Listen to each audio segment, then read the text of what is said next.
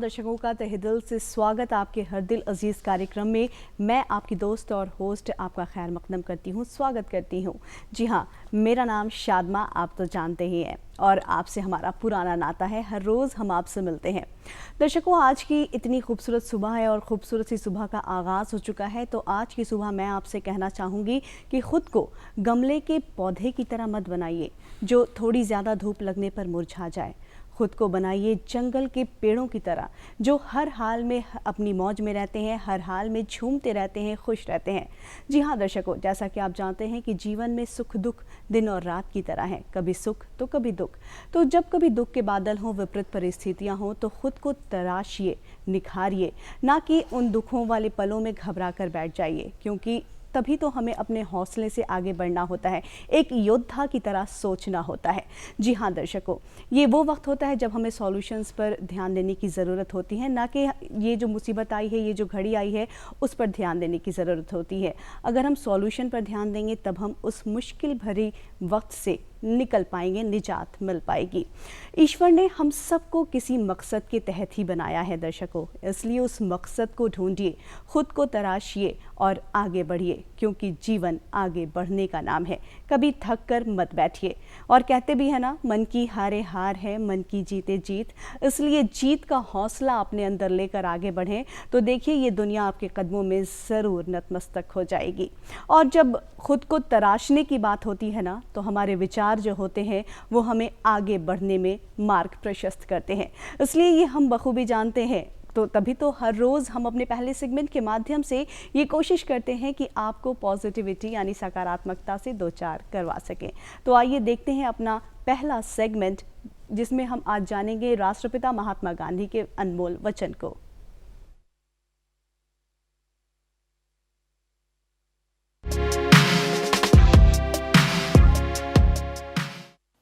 महात्मा गांधी ने कहा था, व्यक्ति अपने विचारों से निर्मित प्राणी है, वह जो सोचता है वही बन जाता है। हमारे आज के मेहमान डॉक्टर पंकज कुमार, जो कि योग विशेषज्ञ हैं। तो चलिए मिलकर स्वागत करते हैं अपने आज के खास मेहमान का। बहुत बहुत स्वागत है सर आपका हमारे विशेष कार्यक्रम बिहार बिहान लाइव में। जी धन्यवाद। जैसा कि आप जानते हैं कि आज इंटरनेशनल योगा डे है। योग भले ही आज हम 8वां अंतर्राष्ट्रीय योग दिवस मना रहे हैं, लेकिन भारत के लिए, हमारे देश के लिए ये कोई नई बात नहीं है। ये बहुत पुरानी सदी, बहुत पहले से चला आ रहा है योग।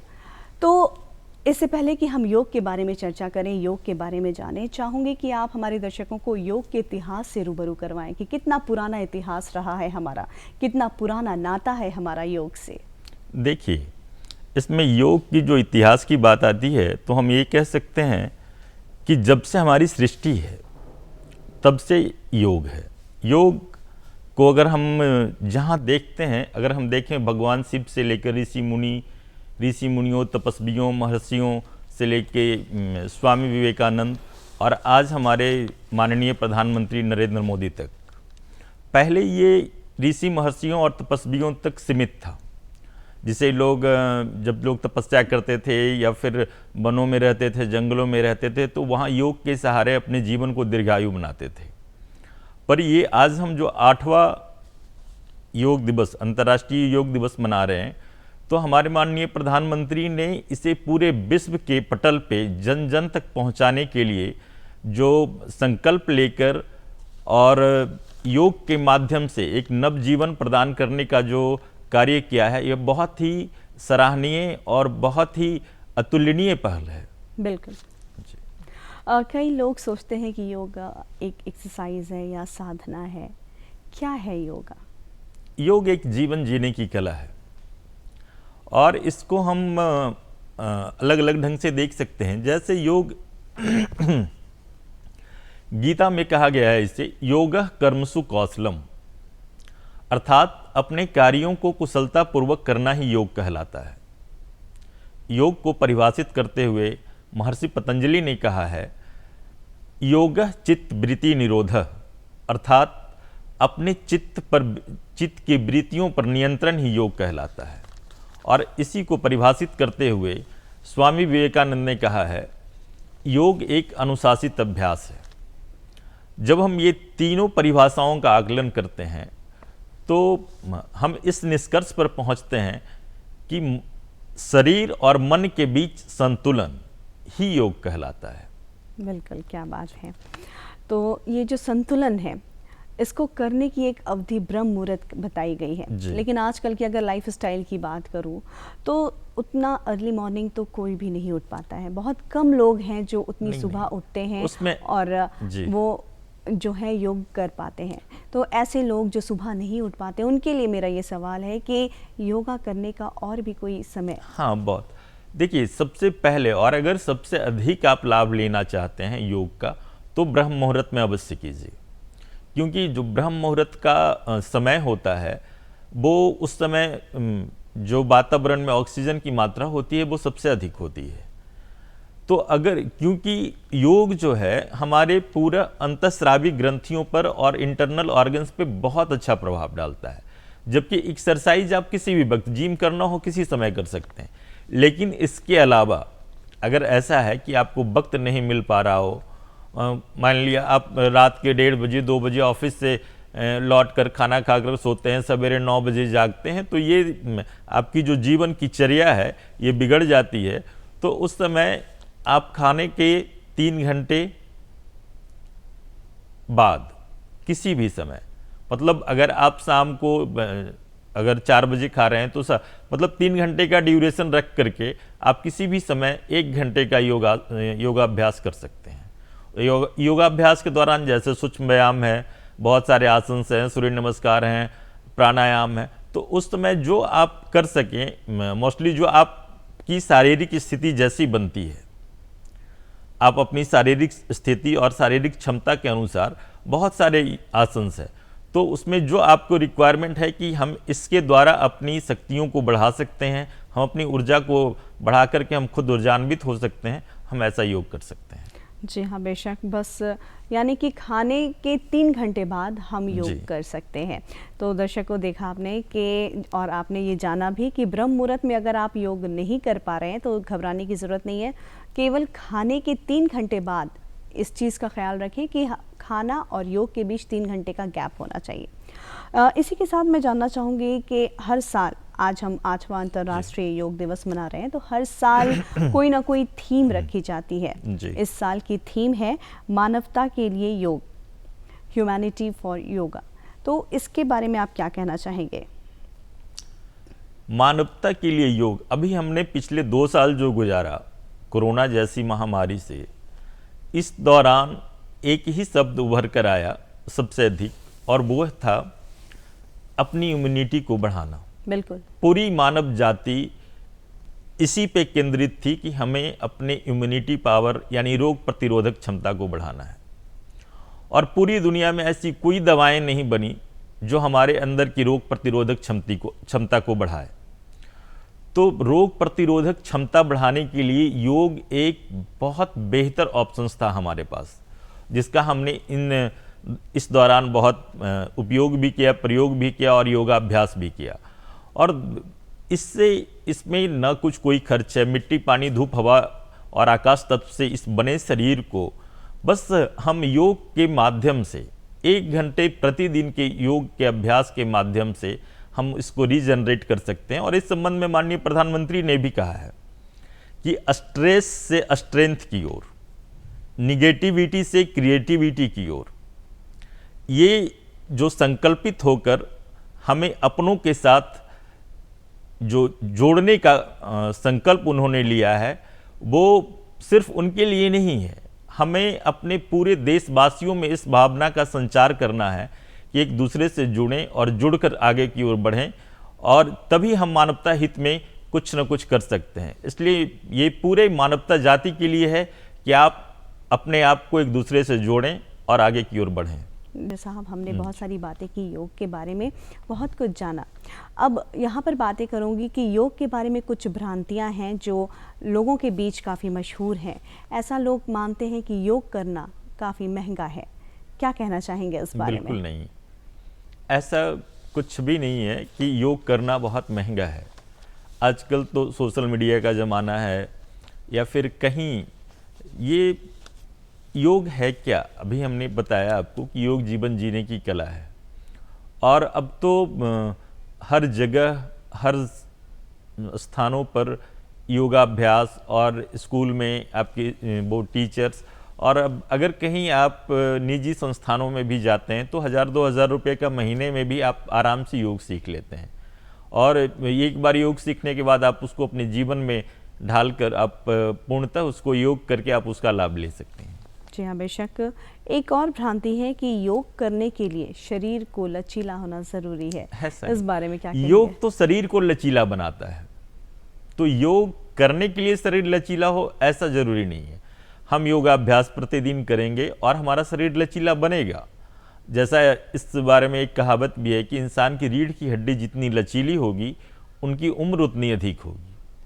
तो हम योग के द्वारा अपनी रीढ़ की हड्डियों को लचीला बना सकते हैं और उससे एक दीर्घायु का मतलब लंबे जीवन की कामना कर सकते हैं। जी हाँ, बेशक। तो दर्शकों, जब आप किसी को देखते हैं कि वो लचीला शरीर वाला व्यक्ति योग कर रहा है तो ये नहीं सोचें कि उसका शरीर लचीला है इसलिए वो योग कर रहा है, वो योग कर रहा है इसलिए उसका शरीर लचीला है, ये सोचें। क्यों डॉक्टर साहब? जी बिल्कुल। एक और भ्रांति है कि जो युवा हैं वही सिर्फ योग कर सकते हैं, इस बारे में क्या ऐसा कहेंगे? नहीं है मैम, वो बच्चे, वृद्ध, जवान, ये सारे लोग युवा कर सकते हैं। जैसे बहुत सारे आसन हैं इसमें न आपको किसी भी ढंग की कोई समस्या होती है। हम आरंभ करते हैं किसी भी योग को जैसे ओम उच्चारण के बाद, तो फिर सूक्ष्म व्यायाम से। अब जैसे आप देख सकती हैं कि हम उसमें करते हैं प्रारंभिक जो आसन है सूक्ष्म व्यायाम का, मुष्टिका बंद। तो मुष्टिका बंद में क्या हुआ, हाथ को पैरेलल फैलाते हैं। ये जब बंद करते हैं तो अंगूठा अंदर की तरफ मुट्ठी बनती है, ये हुआ मुष्टिका बंद। अब इससे है क्या कि हमारा प्रत्येक जोड़ की उंगलियों में ये जितना जो ये था वो रिलीज हो जाता है। फिर अब आते हैं जैसे इसी में देखिए मुष्टिका चक्र, ये जितनी बार क्लॉकवाइज होगा उतनी बार एंटी क्लॉकवाइज होगा। इसी के बाद होता है, फिर होता है कोहिनी नमन, हाथ के पंजे को कंधे में टच कराना। तो ये इन सारी चीज़ों में ऐसा कहाँ है कि बच्चे कर सकते, बच्चे नहीं कर सकते, युवा कर सकते हैं, वृद्ध नहीं कर सकते, ऐसा बिल्कुल नहीं है। इन सारी चीज़ों को अगर हम देखें, जैसे इसी में देखिए अगर आप नेक मूवमेंट का अभ्यास करते हैं, जिनको गर्दन में दर्द होता है वो फॉरवर्ड बेंडिंग नहीं करते हैं। जैसे जब फॉरवर्ड बेंडिंग के टाइम में ये ठुड्डी को यहाँ आप पहले सटाएं, नेक मूवमेंट का पहला जो ये होता है, फिर धीरे धीरे बैक पीछे की ओर जाएं,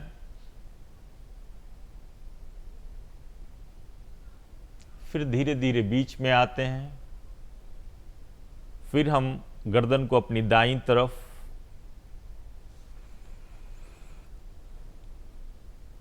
फिर गर्दन को अपनी बाईं तरफ।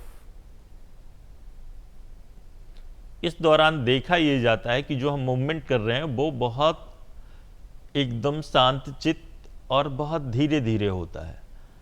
अब इसमें रोटेशन की भी बात आती है। अगर जिनको सर्वाइकल का प्रॉब्लम है वो गर्दन को नीचे नहीं करेंगे, इतना पर लाकर इधर से राइट तरफ मोड़ेंगे, फिर राइट से लाकर लेफ्ट में कर लेंगे। ठीक है। अब आई मूवमेंट, बहुत बार जैसे हम लोग चश्मा लगाते हैं, बच्चे भी चश्मा लगा रहे हैं आजकल, जो मोबाइल का ये हो गया, तो उस दौरान क्या होता है, आई मूवमेंट का है, तो आप बैठ के इजीली आई मूवमेंट कर सकते हैं। उसमें करना क्या होता है, सामने किसी एक पॉइंट्स पे, एक बिंदु पर दृष्टि को केंद्रित रखनी होती है। जैसे देखिए हमने रख लिया और 10 बार आंखों को बंद करेंगे, खोलेंगे, फिर अप एंड डाउन, ऊपर देखेंगे फिर नीचे, गर्दन में कोई मूवमेंट नहीं, फिर राइट लेफ्ट,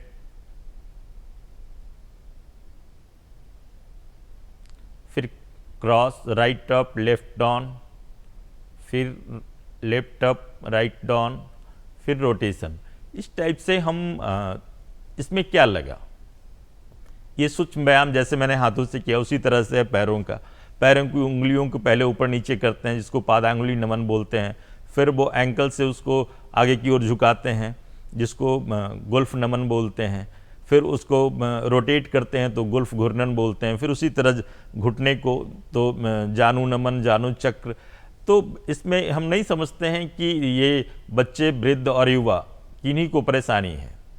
और योग एक ऐसा माध्यम है जिसे सब कोई, सारे लोग एक साथ कर सकते हैं। और उसमें कुछ कुछ जो बहुत हार्ड आसन है, जिनको जिस शारीरिक कठिनाई से वो अपने आप को ग्रसित हैं या झेल रहे हैं, तो उस दौरान उन चीज़ों का परहेज करें और अन्यथा वो सारा कुछ कर सकते हैं। जी बेशक। ऐसी ही एक और भ्रांति है जिसके बारे में मैं आपसे जिक्र करना चाहूँगी कि किसी तरह का किसी को अगर चोट लग चुका है और चोटिल व्यक्ति, चोट से पीड़ित व्यक्ति योग नहीं कर सकता है। बिल्कुल ऐसा नहीं, बिल्कुल नहीं है कि वो चोट से ग्रसित हैं तो योग नहीं कर सकते हैं। उस अंग पे बहुत ज़्यादा दबाव न देते हुए, जहाँ उनको परेशानी नहीं महसूस हो, उसके बाद वो सारा योग अभ्यास कर सकते हैं। अब प्राणायाम करने में क्या कहीं चोट का कोई असर दिखता है क्या? मान लिया मेरा, समझ लीजिए, पैर टूटा हुआ है या फिर पैर में चोट लग गई है, हम खड़े नहीं हो सकते, तो बैठ के हमको प्राणायाम करने में क्या प्रॉब्लम है?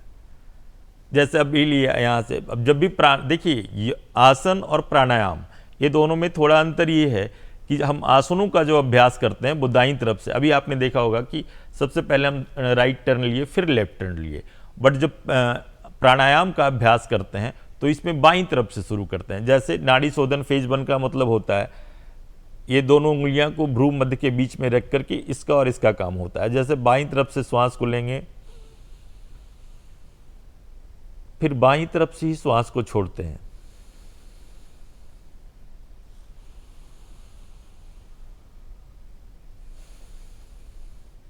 अब इसमें ये ध्यान रखना चाहिए, जैसे मैंने 2 बार इधर से किया तो 2 बार इधर से भी फिर करेंगे।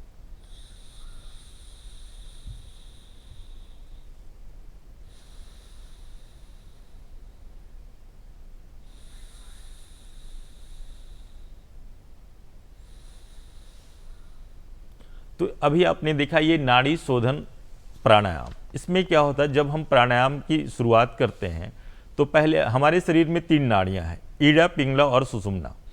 ईड़ा का अर्थ होता है चंद्र नाड़ी, यानी वो ईड़ा यानी बाईं तरफ, पीड़ा यानी दाईं तरफ, चंद्र नाड़ी बाईं तरफ, सूर्य नाड़ी दाईं तरफ, और सुषुम्ना हमारे स्पाइनल के एकदम मध्य बीच में होता है, जो दोनों को बैलेंस करता है।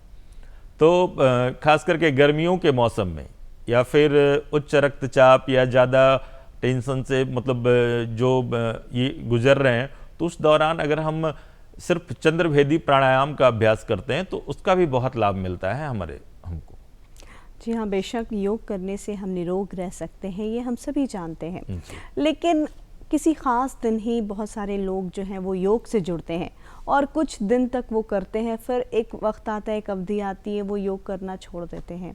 बहुत से ऐसे लोग हैं जो 1-2 दिन किए या फिर वो सोचते हैं कि ठीक है आज नहीं तो कल, कल नहीं तो परसों, इसी तरह से वो टालते रहते हैं। तो कैसे हम जन जन तक जागरूकता फैलाएं कि आप थोड़ा समय खुद के लिए निकालें, योग करें और ख़ुद को निरोग रखें? किस प्रकार हम जागरूकता फैला सकते हैं? अभी तो योग के मामले में जो हमारी सरकार है, इसने बहुत अच्छी पहल की है कि आपके हर एक प्रखंड में जितने भी ये चिकित्सालय हैं, पीएचसी हैं, वहाँ पे लगभग एक ज़िले में 25 यानी प्रत्येक प्रखंड में 2 से 3 योग प्रशिक्षक इन्होंने नियुक्त, हमारी सरकार ने नियुक्त किया है। तो 1 घंटे तो वहाँ अभ्यास कराया ही जाता है, तो इससे जन जागृति बहुत अधिक फैल रही है। और दूसरा है क्या कि हम आज नहीं तो कल, ये बात तो बिल्कुल नहीं। क्या हम ऐसा सोचते हैं आज हम नहीं खाना खाएं तो कल खा लेंगे? तो जिस तरह हमारे जीवन जीने के लिए हमारा रोटी कपड़ा मकान जिन सारी सुविधाओं की ज़रूरत है और हम भोजन प्रतिदिन करते हैं, उसी तरह योग को अपने जीवन में प्रतिदिन ढालें। और योग का अर्थ केवल ये अभ्यास करना नहीं है, योग का अर्थ है अपने जीवन को अनुशासित बनाना। जैसे उसमें महर्षि पतंजलि के अनुसार योग के 8 सोपान बताए गए हैं, जिसमें यम, नियम, आसन, प्राणायाम, प्रत्याहार, धारणा, ध्यान, समाधि। हम इन यम से लेकर समाधि तक तब पहुंचते हैं जब हम पूरी तरह यम का फॉलो करते हैं। जैसे यम में ये है कि सत्य, अहिंसा, सत्य, ये सारी चीज़ों को पहले तो अपने जीवन में पूर्णतः ढालें, क्योंकि ऐसा नहीं है अब हम सुबह उठे और योग करने बैठ गए। सुबह उठ के जैसे नियम में बताया गया, शौच संतोष, तप स्वाध्याय, तब फिर ईश्वर प्राणी ध्यान। तो सबसे पहले सवेरे उठकर शौच से निवृत्त होकर अपने आप को संयमित करें और उसके बाद योग के लिए बैठें, तो वो आपके लिए बहुत ही लाभकारी होगा। तो 2 साल से हम कोविड से जूझ रहे थे और ऐसे समय में बच्चों पर एक ख़ास प्रभाव पड़ा, क्योंकि ऐसे में वो ना बाहर जा सकते थे, उन्हें घर में कैद रखा गया, घर में रखा गया, जिस वजह से उनमें थोड़ा चिड़चिड़ापन देखने को मिल रहा है। तो योग का कुछ ऐसा आप आसन बताएं जिससे बच्चों को कराकर। जी, वैसा बहुत सारा आसन है और बच्चों को भी प्रतिदिन, क्योंकि अब तो योग करना चाहिए, अब मीन्स क्या, शुरू से ही करना चाहिए। हम लोग जैसे उनके लिए वक्त नहीं निकाल पाते हैं, आजकल बहुत सवेरे 6 बजे उठते हैं, फिर स्कूल चले जाते हैं, फिर 3-4 बजे आना, रात को फिर जल्दी सो जाना, और इस दौरान उनको मोबाइल की आदतें जो लग गई, तो उससे दूर होने की वजह से वो ज़्यादा चिड़चिड़े होते हैं। तो जब भी उन्हें वक्त मिलता है या फिर जिस समय वो घर पे रहते हैं, तो प्रतिदिन 1 घंटे का योगाभ्यास अवश्य करवाना चाहिए, जिसमें प्राणायाम सहित सूर्य नमस्कार और प्राणायाम, खास करके जिसमें ताड़ासन, त्रिकोणासन, बैकवर्ड बेंडिंग का है, पश्चिमोत्तान आसन है, भुजंगासन है, इन सारे अभ्यास कराने से उनकी, अभी आपने थोड़ी देर पहले कहा था ना कि रीढ़ की हड्डी लचीली, तो बच्चों की रीढ़ की हड्डी क्या, वो तो पूरी लचीली होती है, और अगर हम उस दौरान उनको उनके जो नर्वस सिस्टम पे प्रभाव पड़ता है तो उसका बहुत ही अच्छा असर उनके मस्तिष्क पे होता है। और इसमें कपालभाति प्राणायाम का बहुत अच्छा रोल होता है। कपालभाति प्राणायाम से हमारे मस्तिष्क का जो अग्रभाग है वो एक्टिवेट होता है। तो अगर हम इन सारे अभ्यास और प्राणायाम को एक इकट्ठा कर, जैसे 15 मिनट, 20 मिनट, 1 घंटे का सेगमेंट बना लें और अपने बच्चों को इसका अभ्यास करवाएं, तो निश्चित तौर पे उनको इसका बहुत लाभ मिलेगा।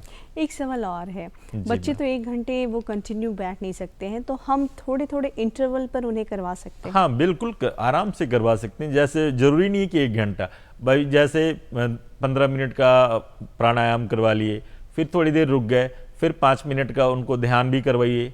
जैसे जो बच्चे जिस चीज़ के लिए जिद ना करें कि ये हमको यही नहीं करना, ये करना है, तो उस पर नहीं जाकर उनकी रुचि को देखते हुए हम धीरे धीरे योग के साथ उनको जोड़ने का प्रयास करें। और इस तरह से शायद हम अपने बच्चों को योग से कनेक्ट कर पाएँ और योग के माध्यम से उनका जो चिड़चिड़ापन है उसे दूर कर पाएंगे। और यहाँ पर मेरा सवाल है युवाओं के लिए। आज का युवा जो है वो अवसादग्रस्त हो गया है, डिप्रेशन का शिकार हो गया है, तो कैसे हम योग के ज़रिए डिप्रेशन को कम कर सकते हैं? आजकल हम जो देखते हैं, हमारे पास भी लोग आते हैं, उसमें 80% लोग अवसाद से ग्रसित हैं। ये जो डिप्रेशन का इतना अधिक 20 साल, 25 साल, 18 साल की युवा इससे सबसे ज़्यादा पीड़ित मिलेंगे। और ये जो हम लोग इसे बोलते हैं नर्वस वीकनेस, नाड़ी दौर्बल्य, 600 टाइप का होता है। और कभी किन्हीं में कम ज़्यादा। तो इसके लिए क्या है कि 1 घंटे का प्राणायाम के साथ साथ आपको पूरे दिन का रूटीन, जो हमारा दिनचर्या है, उसको मेंटेन करना होगा। सबसे पहले तो हम अपनी सोने की आदत को सुधारें। 12 बजे की जो पहली की नींद होती है, यानी 10 बजे तक हमको अपने बिस्तर पे चले जाना चाहिए, वो पूरी नींद मानी जाती है। और प्रातः हमको सूर्योदय से पहले जाग जाना चाहिए, यानी ब्रह्म मुहूर्त में जागकर शौच से निवृत्त होकर अगर हम 1 घंटे का वॉक, यानी वायु सेवन का अर्थ वो ये है कि 1 घंटा हम शुद्ध हवा में टहलें, और उसके बाद अगर प्राणायाम और योगाभ्यास का साथ में मेडिटेशन ये अभ्यास करते हैं, तो हम निश्चित तौर पे इससे मुक्ति पा सकते हैं। बहुत ही अच्छा सॉल्यूशन है योग अवसाद का। जी बिल्कुल। इसी के साथ एक और बीमारी है जिसने लोगों को अपनी चपेट में ले रखा है, वो है थायराइड। बहुत सारे लोग थायराइड की चपेट में हैं, तो ऐसे लोग, हम ऐसे दर्शक जो थायराइड की चपेट में, उनसे आप क्या कहना चाहेंगे? जो थायराइड की चपेट में है, अगर इसमें तो सारे ये उम्र के लोग आ जाते हैं। जी। तो जो लोग ज़्यादा योगाभ्यास नहीं कर सकते वो सूक्ष्म व्यायाम प्राणायाम में खास करके उज्जयी प्राणायाम, वो क्या होता है, गले से श्वास खींचना। जैसे उस दौरान हम ध्यान के किसी आसन में बैठते हैं और वो सुखासन, अगर किसी आसन में नहीं बैठे हैं तो सुखासन, जिसमें आप बहुत ही अपने आप को आरामदायक महसूस करें, ऐसे बैठते हुए गले से श्वास को खींचना होता है, जैसे आप देख सकती हैं। जैसे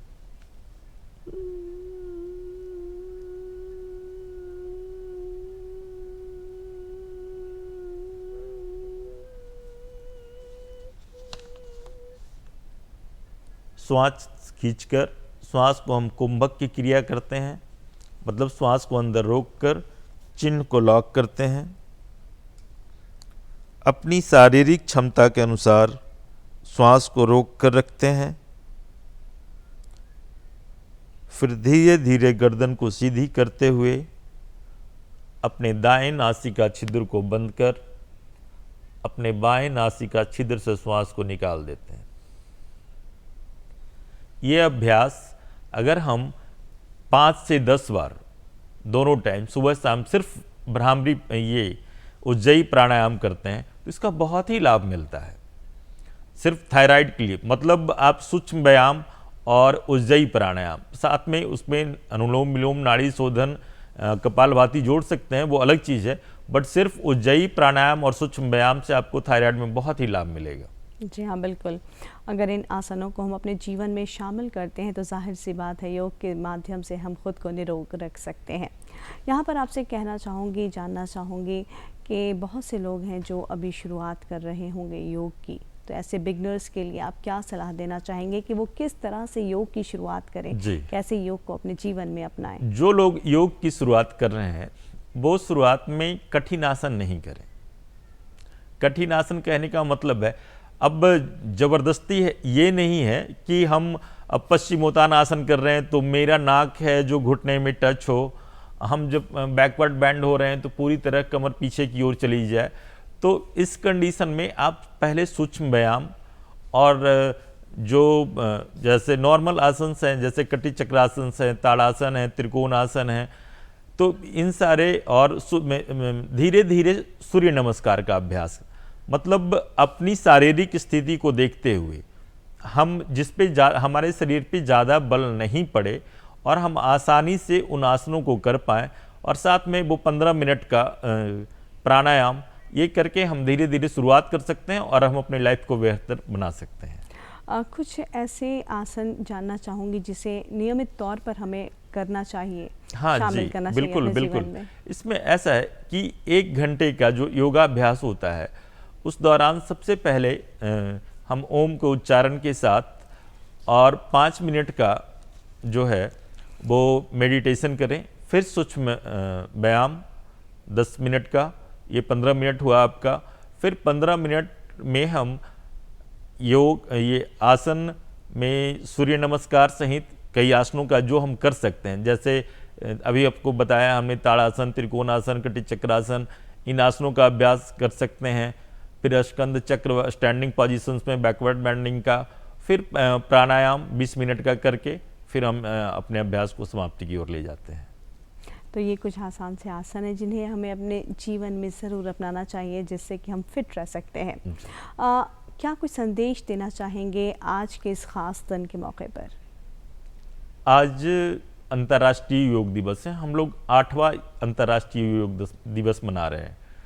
तो आप सभी लोगों को इस योग दिवस की तो बहुत बहुत शुभकामनाएं, और साथ में जो हमारा योग का संदेश है एक दूसरे से जोड़ने का, तो हम फिर पुनः इस बात को माननीय प्रधानमंत्री जी का कथन है जिन्होंने आज योग पे पूरे देशवासियों के लिए संकल्पित होकर संकल्प लेने का ये कहा है, जिसमें स्ट्रेस से स्ट्रेंथ की ओर, निगेटिविटी से क्रिएटिविटी की ओर, जो योग के साथ एक साथ जुड़कर देश हित में एक साथ जुड़कर रहने का जो संकल्प है, इसी संदेश के साथ हम लोगों को बहुत बहुत धन्यवाद देना चाहेंगे और बोलेंगे आप साथ में जुड़ें, योग करें, निरोग रहें। जी हाँ, बेशक योग जीवन जीने की कला है, ये हम सभी जानते हैं, लेकिन इस कला को अपनाते नहीं हैं, झिझकते हैं और सोचते हैं आज नहीं तो कल हम योग ज़रूर करेंगे। इसलिए इससे पहले कि देर हो जाए, योग को अपने जीवन में शामिल करें और एक बेहतर जीवन की ओर अग्रसर हो जाएं। और यहाँ पर आपका धन्यवाद अदा करना चाहूँगी, शुक्रिया अदा करना चाहूँगी कि आज के इस ख़ास मौके पर आप यहाँ आए और योग के विषय में इतनी सारी जानकारियाँ आपने हमें और हमारे दर्शकों को दी। तहे दिल से आपका शुक्रिया। जी, धन्यवाद। तो दर्शकों, ये थे हमारे आज के ख़ास मेहमान जिनसे हमने योग के बारे में बहुत कुछ जाना, बहुत कुछ सीखा।